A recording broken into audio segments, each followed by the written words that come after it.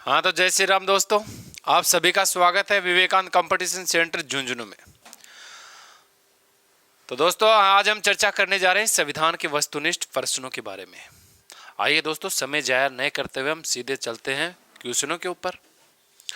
सभी दोस्त वीडियो को लाइक करेंगे, शेयर करेंगे अपने दोस्तों के पास। तो दोस्तों आज का हमारा पहला क्वेश्चन है, भारतीय संविधान का कौन सा अनुच्छेद प्रेस की स्वतंत्रता को आश्वासित करता है? तो देखिए दोस्तों, प्रेस की स्वतंत्रता है।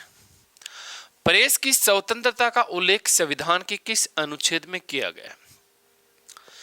ए में दे रखा है अनुच्छेद 16।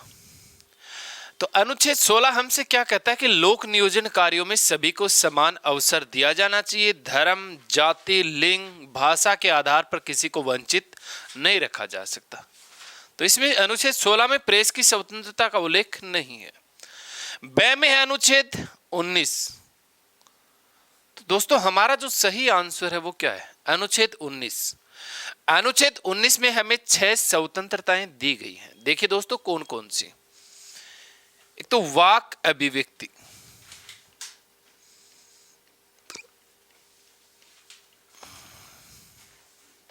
वाक अभिव्यक्ति का मतलब बोलने का अधिकार। इसमें आपकी प्रेस की स्वतंत्रता है, मीडिया की स्वतंत्रता। दूसरी इसमें अनुच्छेद 19 में हमें दी गई है सम्मेलन बुलाने का अधिकार। सम्मेलन बुलाने का अधिकार।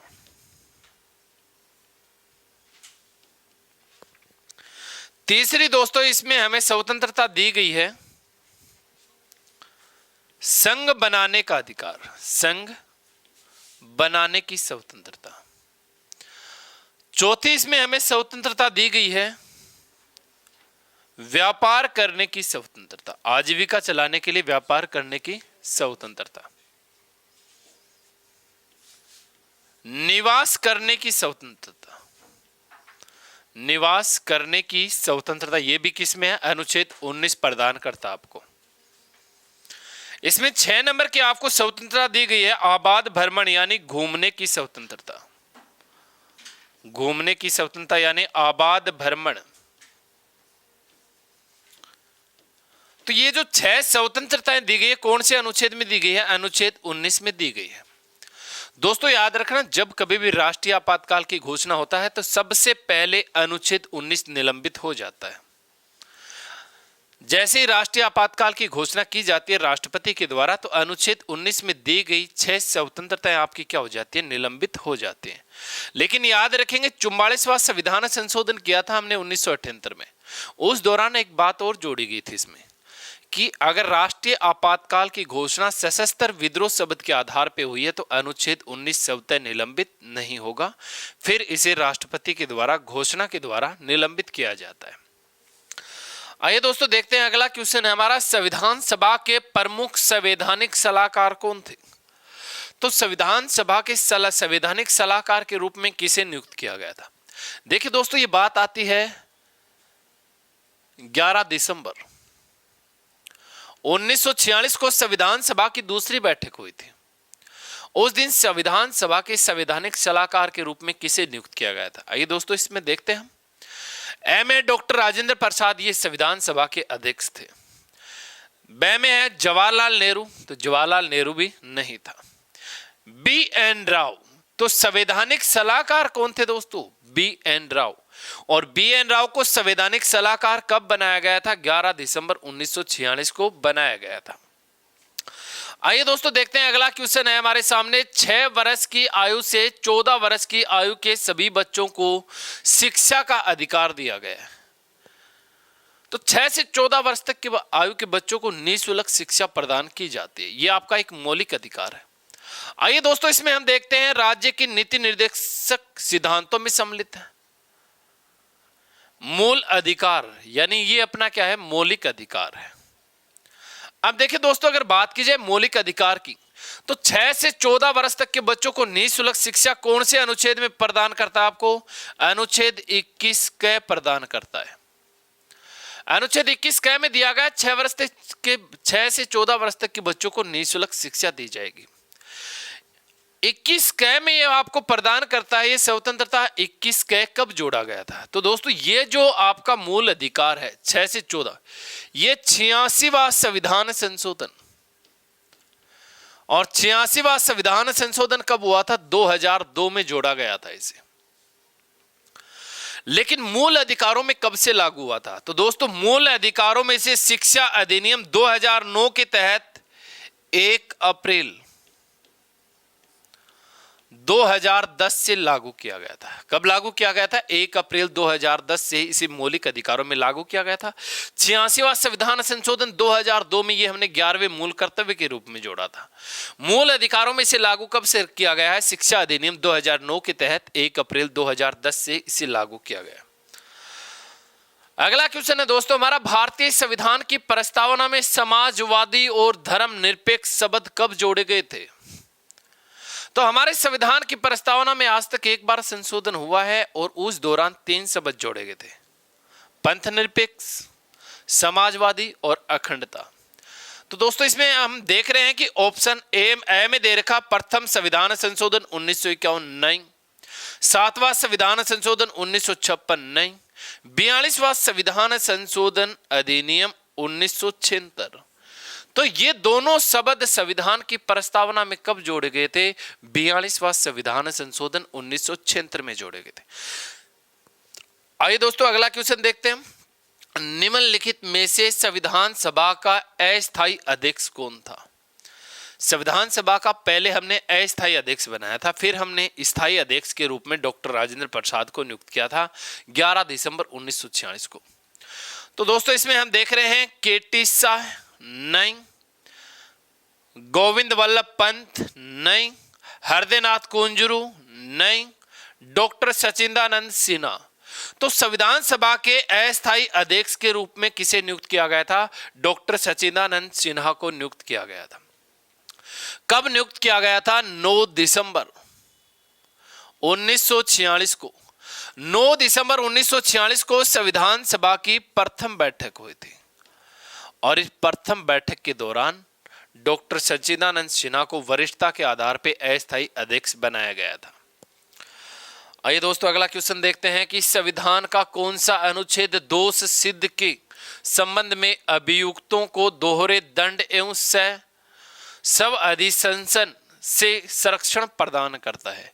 दोहरे दंड का मतलब है दोस्तों किसी व्यक्ति को एक अपराध की सजा केवल कितनी बार दी जा सकती है? 1 बार दी जा सकती है। किसी भी व्यक्ति को आप एक अपराध की सजा 2 बार नहीं दे सकते।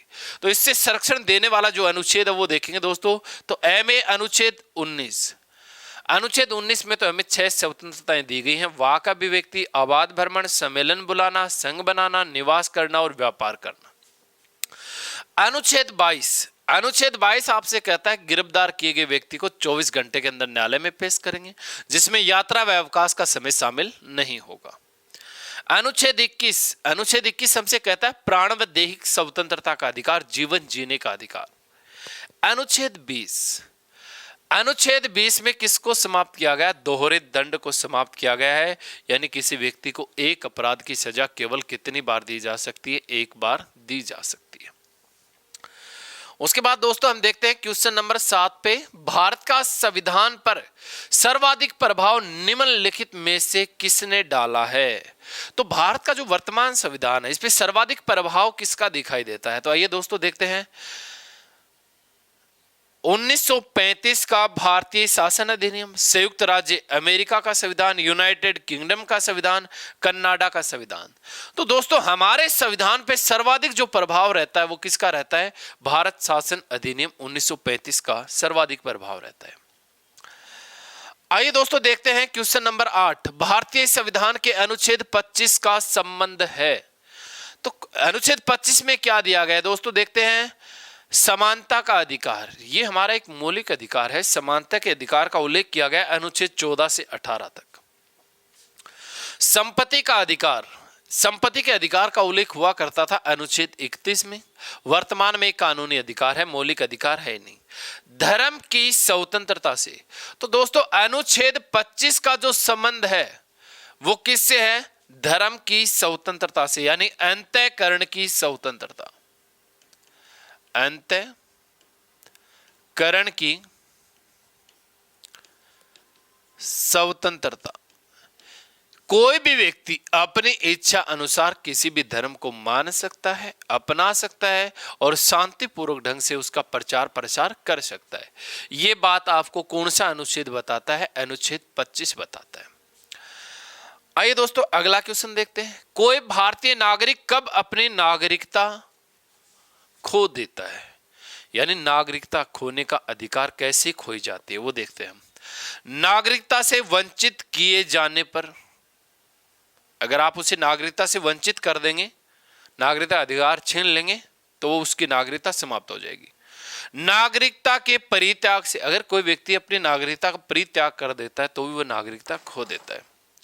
किसी अन्य देश की नागरिकता ग्रहण करने पर, किसी अन्य देश की नागरिकता ग्रहण करेगा तो यहां से उसकी नागरिकता क्या हो जाएगी? समाप्त हो जाएगी। उपयुक्त सभी, तो दोस्तों इसमें हमारा आंसर क्या रहेगा? उपयुक्त सभी। नागरिकता से वंचित करेंगे तो भी नागरिकता उसकी खो जाएगी। नागरिकता का अगला अगर परित्याग कर रहा था, स्वयं त्याग कर रहा है, तो भी नागरिकता वो खो देता। फिर किसी अन्य देश की अगर कोई व्यक्ति नागरिकता ग्रहण कर लेता है तो यहां से उसकी नागरिकता क्या हो जाती है? समाप्त हो जाती है। तो इसमें दोस्तों हमारा आंसर है उपयुक्त सभी। संविधान की प्रस्तावना में कब तक कितनी बार संशोधन हो, अब तक कितनी बार संशोधन हुआ है? तो संविधान की प्रस्तावना जो है हमारी, संविधान का जिसे हृदय कहा जाता है, संविधान की प्रस्तावना में आज तक कितनी बार संशोधन हुआ है? तो दोस्तों संविधान की प्रस्तावना में ए में दे रखा है, ए में एक बार। दोस्तों आज तक एक बार ही संशोधन हुआ है। और ये जो संशोधन हुआ था ये कब हुआ था? 42वां संविधान संशोधन। 42वां संविधान संशोधन। और 42वां संविधान संशोधन कब हुआ था? 1976 में हुआ था दोस्तों। तो संविधान की प्रस्तावना में आज तक कितने बार संशोधन हुआ? एक बार। 3 शब्द जोड़े गए थे। 3 शब्द कौन कौन से? समाजवादी, पंथ निरपेक्ष, अखंडता। और ये 3 शब्द कब जोड़े गए थे? 1976 में जोड़े गए थे। आइए दोस्तों देखते हैं हमारा अगला क्वेश्चन है, संविधान के किस अनुच्छेद द्वारा सिखों द्वारा कृपाण धारण करना धार्मिक स्वतंत्रता का अंग माना गया है? तो फिर से धार्मिक स्वतंत्रता से संबंधित है कृपाण धारण करना, यानी कटार। जो सिख धर्म के लोग होते हैं वो कटार रखते हैं। तो अनुच्छेद 24, अनुच्छेद 24 में तो नहीं है दोस्तों। अनुच्छेद 24 तो हमसे क्या कहता है कि 14 वर्ष तक के बच्चों को जोखिम भरे कार्यों से दूर रखना चाहिए। अनुच्छेद 25, तो दोस्तों इसका जो सही आंसर है वो क्या है? अनुच्छेद 25 अंतःकरण की स्वतंत्रता, यानी धर्म से संबंधित स्वतंत्रता है। और ये जो कृपाण होती है सिखों के धर्म से संबंधित होती है। तो कृपाण धारण करने की स्वतंत्रता वो कौन सा अनुच्छेद प्रदान करता है? अनुच्छेद 25 प्रदान करता है। अगला क्वेश्चन है दोस्तों, भारतीय संविधान में अस्पृश्यता उन्मूलन से संबंधित अनुच्छेद है। अस्पृश्यता का अंत, यानी छुआछूत के आधार पर हम किसी के साथ भेदभाव नहीं कर सकते। तो छुआछूत का जो अंत किया गया है वो संविधान के किस अनुच्छेद में किया गया है? दोस्तों इसमें अनुच्छेद 15। अनुच्छेद 15 हमसे क्या कहता है? धर्म, जाति, जन्म, लिंग, भाषा के आधार पर किसी के साथ भेदभाव नहीं किया जा सकता। अनुच्छेद 16, अनुच्छेद 16 हमसे क्या कहता है कि लोक नियोजन कार्यों में सभी को समान अवसर, धर्म, जाति, लिंग, भाषा, वेशभूषा के आधार पर किसी को वंचित नहीं किया जा सकता। अनुच्छेद 17, अनुच्छेद 17 क्या कहता है? अस्पृश्यता का अंत, यानी छुआछूत के आधार पर आप किसी के साथ भेदभाव नहीं कर सकते। अगला क्वेश्चन है दोस्तों हमारे सामने, संपत्ति के मौलिक अधिकार को कब समाप्त किया गया था? तो संपत्ति का जो मौलिक अधिकार है इसे कब समाप्त किया गया था? पहले हमारा ये मौलिक अधिकार था, वर्तमान में कानूनी अधिकार है। तो दोस्तों इसमें हमें दे रखा है ए में 1978 में संविधान संशोधन, 1978 में संविधान के 44वें संशोधन द्वारा। तो 44वां संविधान संशोधन कब हुआ था? 1978 में मोरारजी देसाई के समय हुआ था।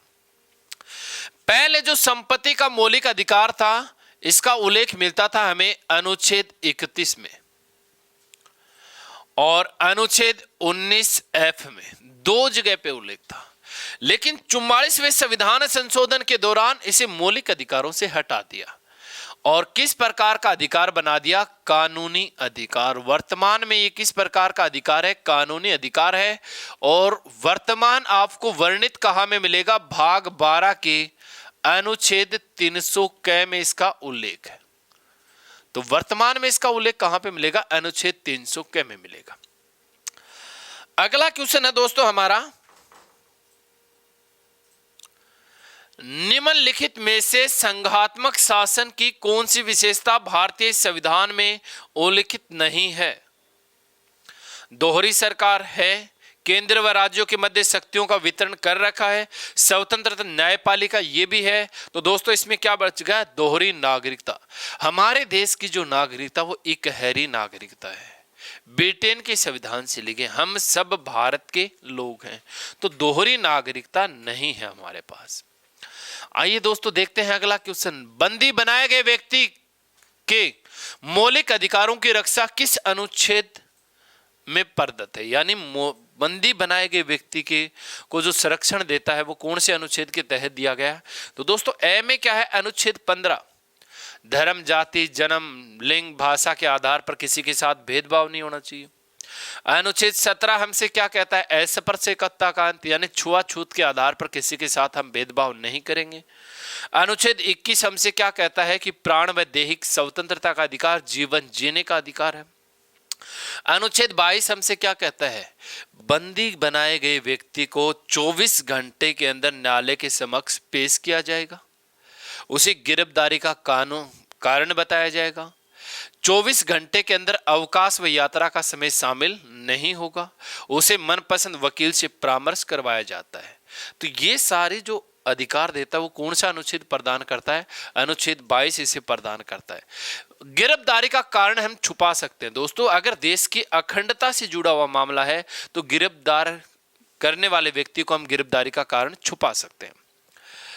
24 घंटे वाला नियम 2 व्यक्तियों पर लागू नहीं होता, जिन व्यक्तियों को नजरबंद करके रखा गया है या देश की अखंडता से जुड़ा हुआ मामला है, देशद्रोही का मामला है, तो उन व्यक्तियों को हम 24 घंटे के अंदर न्यायालय में समक्ष पेश नहीं करेंगे। ऐसे व्यक्तियों को हम अधिकतम 3 महीने तक बंदी बना के रख सकते हैं।